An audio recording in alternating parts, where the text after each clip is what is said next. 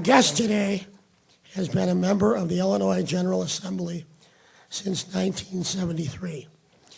On January 10th, 2007, he received the unanimous support of the members of the Senate Democratic Caucus to be elected Senate President, his third term as the Senate's chief presiding officer.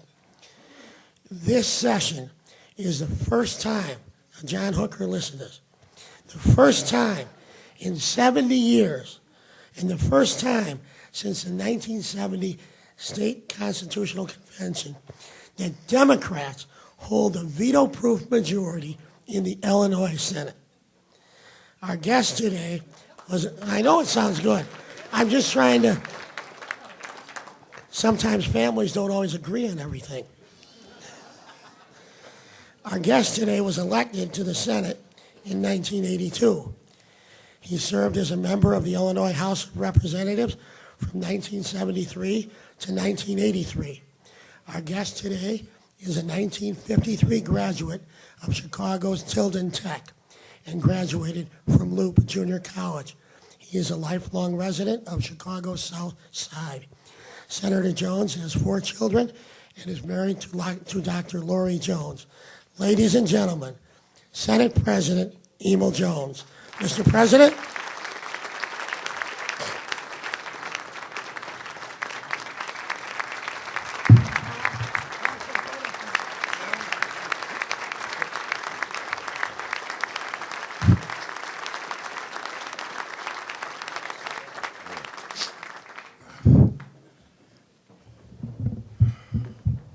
Thank you, Jay, for those very warm and kind words of presentation.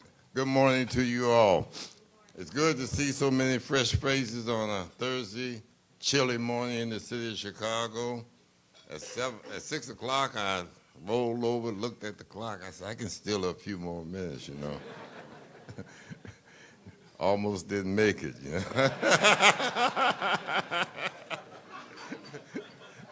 Well, it's good to see so many of you. I see several of my colleagues here. Senator Kwame Royal up front here. I came in with Dan Katowski, Senator Katowski, one of our fresh faces. I see John Cullerton sitting right next to you, Senator Cullerton there.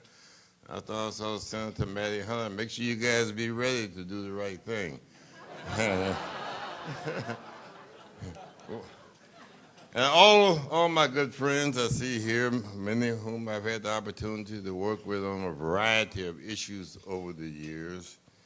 And this year in Springfield has been an unusual year. You know, we talk about the legislature.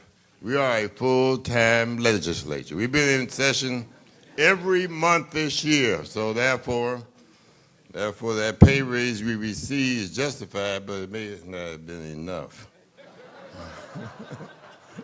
So I guess the reporter's going to write that Senator Jones is proposing a new pay raise. Sometimes they get things all, you know, goofed up. But I know in the local media here you've been reading a lot about Springfield and things, and sometimes I wonder, do they really understand Springfield and the issues that we are confronted with? We took care of your pension. Springfield, I often say Springfield is a great, great university.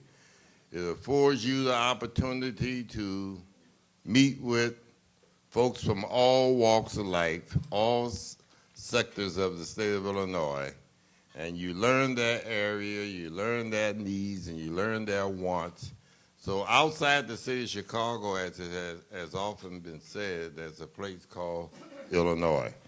And it's been my pleasure for the past several years to work in Illinois. The critical issues that we faced this year were budgetary, educational issues, healthcare issues. Those are very critical issues to the people of the state of Illinois. I've enjoyed the pleasure of working with the governor. We share the same values as it relate to issues of early childhood education, issues as it relate to health care where all our citizens have an opportunity to have affordable health care.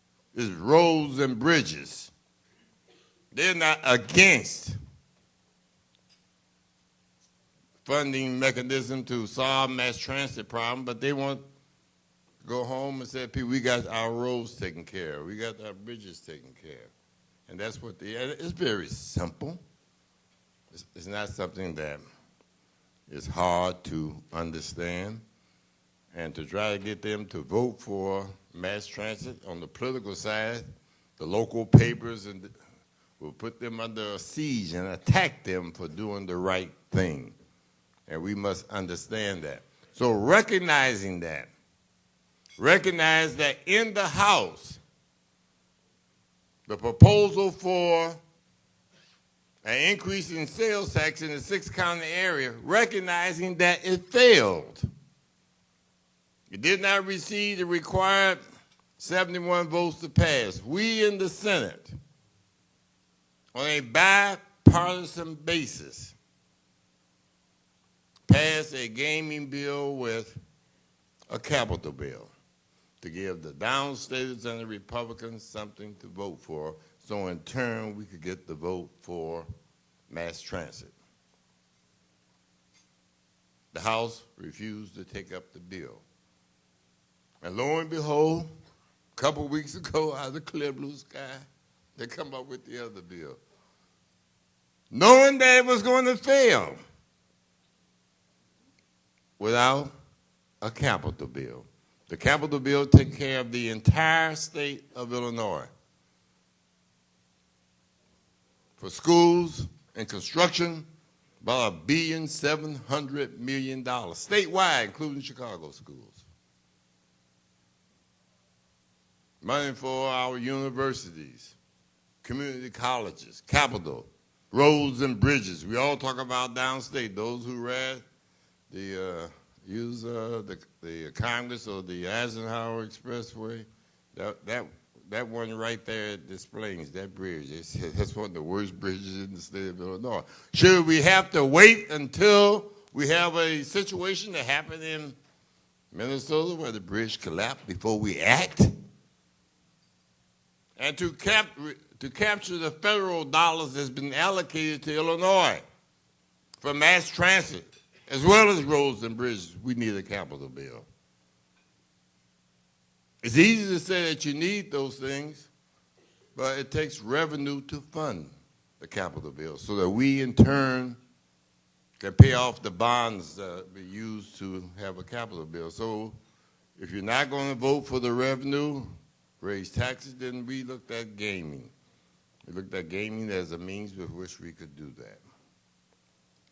That's why we passed the bill that we passed. And some folks in the media, where's Greg Hines? I thought I saw him here. Sometimes, if you fight for a community, I live out far, far south. I represent the district I was born and raised in, which includes the south suburb of the city of Chicago. And tollways, you'll see that tollway, the Skyway, going to Indiana. All those Illinois license plates going to Hammond, East Chicago, Indiana. The buses at the downtown hotels, the tour buses taking conventioneers to Indiana. And they go there and they gamble and whatnot. But when they gamble in Indiana, they pay taxes. Those tax revenues go to the state of Indiana. Hundreds of millions of dollars. You got many communities in the southern suburbs of the city of Chicago. Many are close to the border of Indiana. So I always propose that the gaming facility go into the southern suburbs. The audacity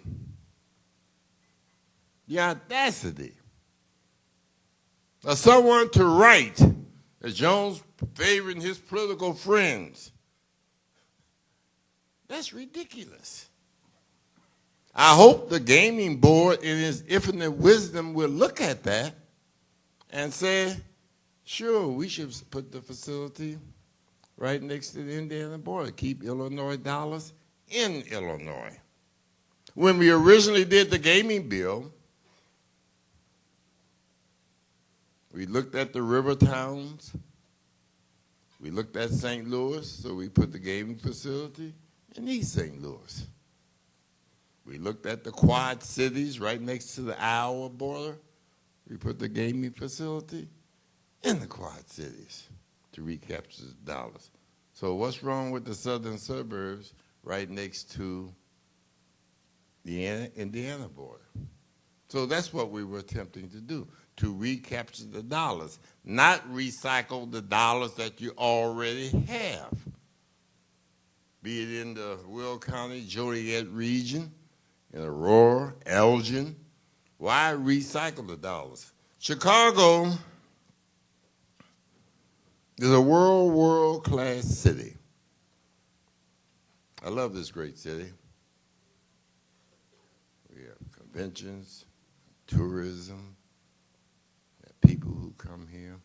Those people do go to Indiana. Sometime when you're downtown, just look at the hotel. Look at the tour buses they have waiting to take them out to do. So Chicago deserves to have a casino. The mayor wants it now. I told the current mayor when we originally did the gaming bill, I believe that was in 1989.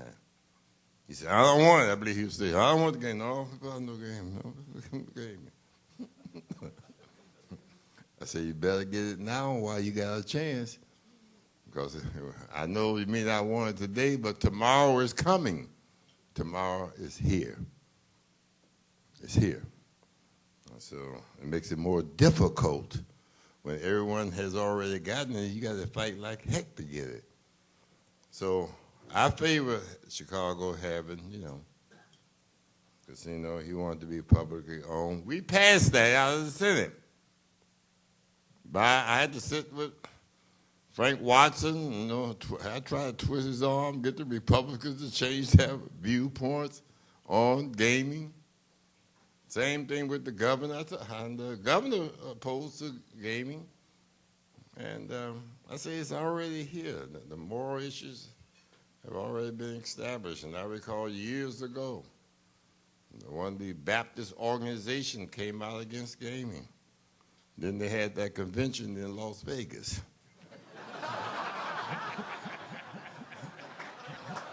And so all the hypocrisy around this issue. So we've been meeting, trying to come to a resolve on the issue. We want to fund or provide the necessary revenue to aid mass transit, the CTA, PACE, and Metro. At the same time, provide them with the capital needs for the rails and the buses and the rapid transit cars, which will require capital, which federal dollars are currently awaiting the state to come up with their portion so we in turn can solve the problem. There are those who say they should not be linked. They are linked. Anyone who's been around Springfield any length of time who understand its operation is linked. In order to get the necessary votes, we must take care of capital needs. And I understand that. I'm not going to lie about it and pretend that it can happen without that. There hasn't been a capital bill deal with schools or bridges or roads in several years. How long has it been? 9 years. The time is now. It's not that complicated.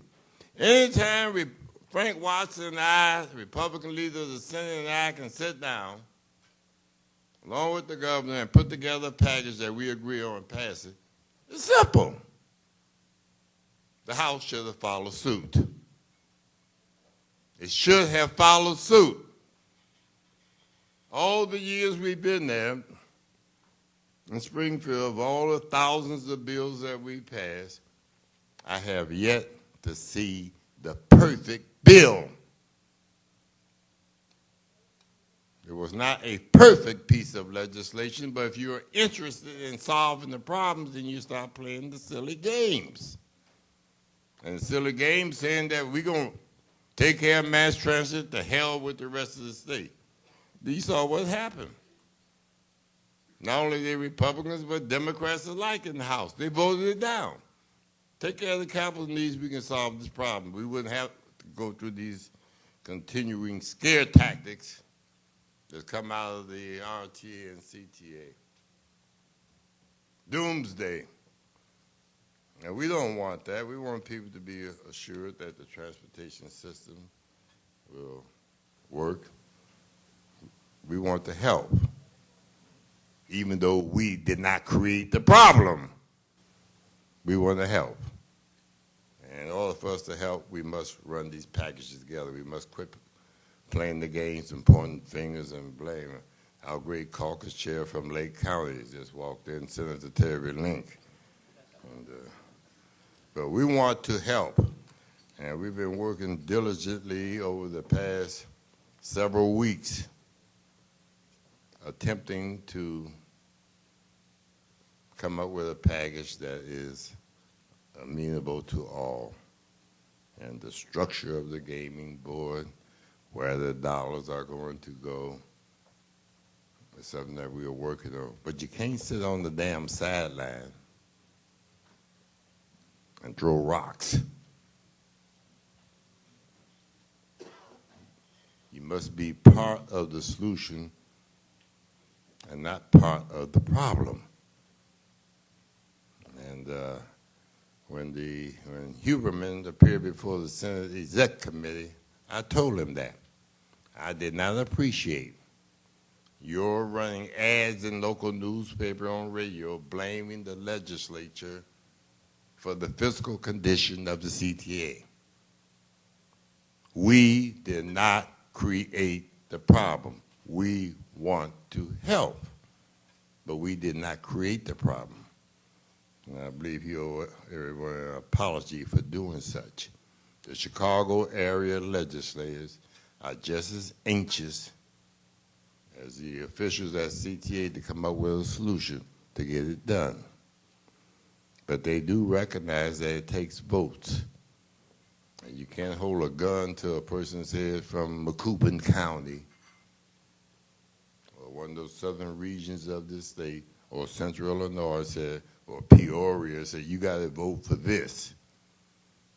And they've been promised year after year they're going to get funding for their roads and bridges, and it has not happened. So that's the atmosphere which we are dealing with down there. And Senator Collins had the sales tax bill. The sales tax, which I don't like sales tax. I was willing to hold my nose because it's the most regressive of all taxes is the sales tax.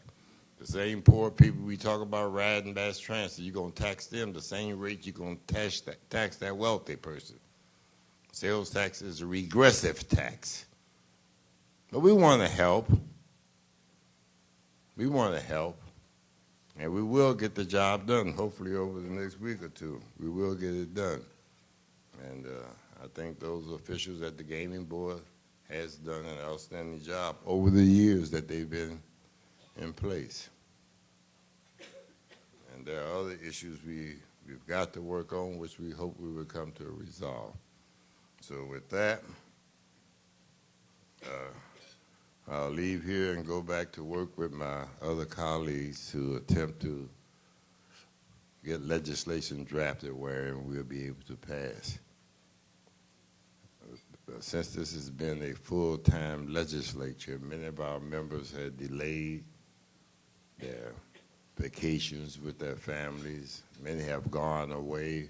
Many have returned just to be there for a vote. And my staff is currently working with them, see what date that we can have a full contingent of legislators. I see Senator Don Harmon, one of the fine young senators there. How you doing, Senator? We have a very, very, very good crop of senators from all sectors of the state who do an outstanding job to represent its people. And when you sit in those meetings, and I have one of my guys from this, and sometimes it get rather cantankerous. You got the southern region fighting the northern region. You know, the old civil war going on at the time. But you must understand that it's that way. It may not be the way you want it to be, but it's that way. Everyone has needs. The great McCormick Place, I'll never forget that. The McCormick Place feed the entire state of Illinois. The revenue that comes in for the conventions, the taxes, go throughout the state of Illinois. But when the vote came for the expansion, I believe only one Republican voted for it, if then, maybe none. But the revenue helps the entire state. And I've told my colleagues in central Illinois, downstate Illinois, that this is, even though it's located in the city, but it's for the entire state. But when they go out and they start campaigning, run for re-election, they get attacked. You voted for Chicago. You didn't vote to do anything. And that's what happens. That's the real picture. And this is something that we must deal with. We must deal with as one state. I wish it was just one state. And it is one state, but sometimes politicians and even those locally don't understand that. It's easy to pass something in the city of Chicago because in one region, it's practically one party. One region, the city. One party, mostly Democrats. In Springfield, it's several regions. You got southern, then you got central, and you have northern. You got Democrats and you got Republicans. I've been trying to eliminate the Republicans.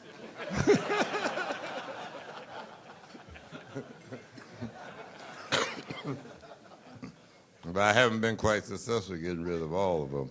But to make it more easy, but that created other problems because those individual representative areas had different views, they had different needs. But we've been trying to work collectively together. The governor, myself, Leader Watson and Leader Cross, we've been working collectively together to solve this problem.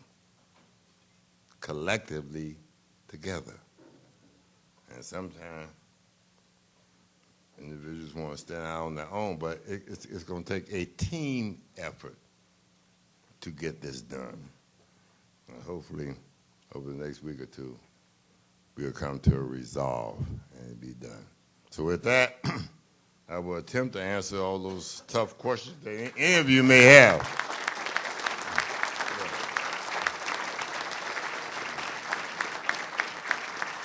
Yeah.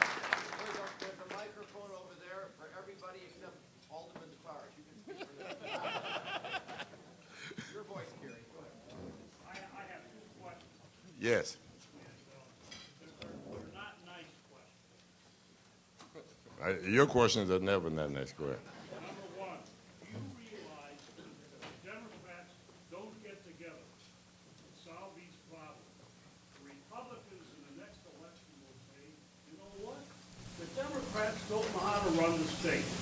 So let us go back to running the state. Because it seems that things used to work very smoothly when you had a Democratic legislature and a Republican governor. Well, let me answer in this manner. I don't mean to be sarcastic. I know you're not, but it's not a one-person rule. You have the governor, and all the powers go with the office of the governor. You have the president of the Senate, and you have the Speaker of the House. Now, we're willing to work together on issues that affect our constituencies, but no one person is going to dictate as to what that should be. I understand that. So you I see that, but yeah. You talked about regressive taxes. Everybody knows that the most less aggressive tax, since it spreads the burden, is the income tax. So why can't you raise the income tax slightly for a few years and get over the hump that way? Well, when it comes to funding for mass transit, it has always come out of a, a tax similar to maybe a gasoline tax, since it's related to transit, or increase in registration fees and several other types of taxes. It is the least regressive tax, and the same individuals who talk about that, we attempted to get that done a little more than 2 years ago, the income tax. After holding hearings all around the state, then we got ready to count the votes, and the votes weren't there. We still need the required number of votes to get it done. You don't think I embarrassed you with these questions? I thought the answers were quite intelligent. Well, Bert, you have been embarrassing me all during your lifetime, so don't worry about it. That's an affirmation. Anyone else has a question? Good, the moderator has one. Yes, I don't want to. Don't go too far. By the way, only one leader was not mentioned. My question is very simple, and some of my guest lecturers are in the audience here. It amazes me that 65% of the people live in Cook and the Collier counties. 70 to 80% of all the revenue in the state comes from Cook and the Collier counties. How in the world can downstaters, central staters, northerners not see that if mass transit isn't funded, the revenue that supports their roads, their schools, their lifestyle will disappear or will be diminished? I don't understand how you can couple two things that are opposite. A capital bill is great, but for 2/3 of the people that generate 75% of the money, mass transit is the engine that drives a lot of the energy in this state. It produces the money. How can people in Springfield, I know it's unique, how come they can't see that? That's a very good question. During my early years in Springfield, I used to ask the same identical question until I became educated.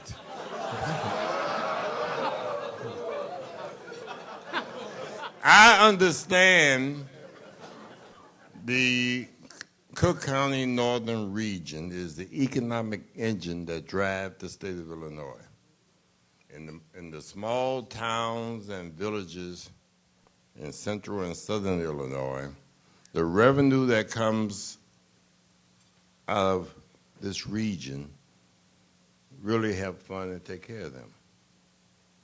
Those legislators, many are very, very intelligent. They understand that. And they are not against funding for mass transit. They're not against it.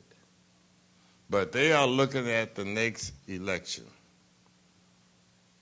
And they will vote for this.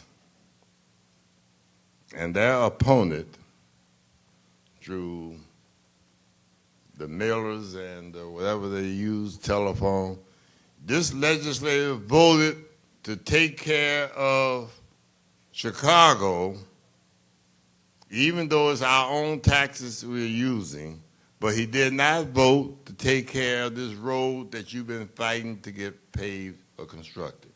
So that legislator is concerned about that. Or our schools down here are crumbling. They cannot be retrofitted to deal with the electronic age. So they need a capital bill for school construction. Your legislator voted to take care of Chicago, but he did not vote to help take care of this school. Now that's the political reality. So they understand that the money is helping their towns. They said, keep on sending it. I've had that discussion with them. I said the same identical thing. But they also have a vote. It's easy to pass something in the city of Chicago. You got one region. You got one political party. Understand that? Oh, I understand. All right. Disagree. Well, then you can disagree. I disagree too. But I must deal with reality. When I go to that legislator and ask for that vote,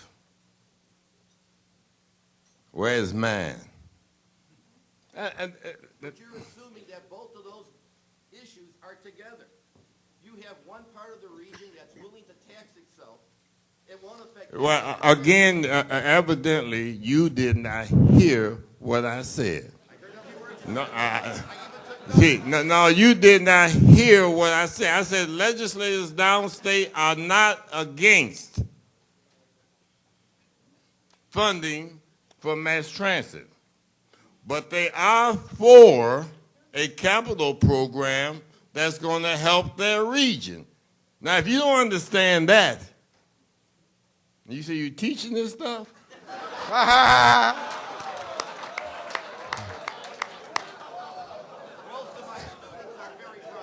No, what I'm saying is that's why I've often said that Springfield is a great university. It's a great university, and you learn. I'm not only the leader of the Chicago delegation, I have a caucus of legislators from all regions of the state. And they, in turn, each have a vote. The Republicans are in the same fix. And so that legislator, he's not against Chicago. He's for. But he said, where's mine? That's the only thing I'm saying. Thank you, Senator Jones, for this graduate seminar in practical politics. Paul, take good notes. Two quick questions. Number one, if you're unable to reach an agreement in the next couple of weeks, how will the dynamics change after the first of the year? And my second question is, the members of your caucus, is it possible that the voters in their districts will perceive that they wasted an entire year down there, and maybe we should send those folks packing and replace them with people who, quote unquote, will get a job done? No, that's not the case. That's why I said misinformation coming out from those individuals who want the help blaming the legislature. They never said, we goofed up. We mismanaged the dollars. Instead, they want to shift the blame on the legislators. The General Assembly and the governor's office have been appropriating money to CTA over the past several years. But this issue has been mounting for several years. It finally reached the point where something drastic had to be done. We did not create that problem. If it weren't the current legislator sitting here, sending another one won't change anything. And they must recognize that this is one state. And all the needs of the entire state must be dealt with. We did not just begin to work on the problem. We passed over to the House 2.5 months ago legislation that would have gotten rid of the problem. For whatever political reasons folks decided they didn't want to deal with it, prolonged the problem. Thanks to the governor who was able to find some money to be able to advance to the CTA and PACE to keep it running. But we've been working on this for quite some time. So you can send a whole crop of new legislators from Chicago to Springfield. The problem still would be the same. You cannot force, you can talk, you can do everything, but they come together as a group and said, this is what we need, and we try to address that. That's how the process works. Okay? All right. Very good. And it has not changed over the past 25 or 30 years. It was that way in the 70s.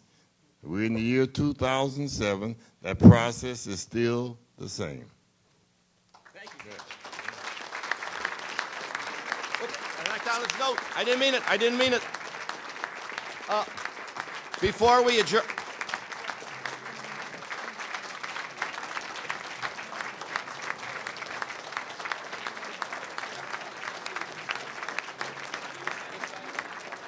Before we go, Jay, because of his less than good voice, forgot some very important initials. AT&T. Paul Lascazia, the president of AT&T, Vicki Jones from AT&T, and a guy named Gaynor from AT&T. I don't know, what's Bill or something? Give them a round of applause. We are adjourned, and there will be a graduate seminar after this thing.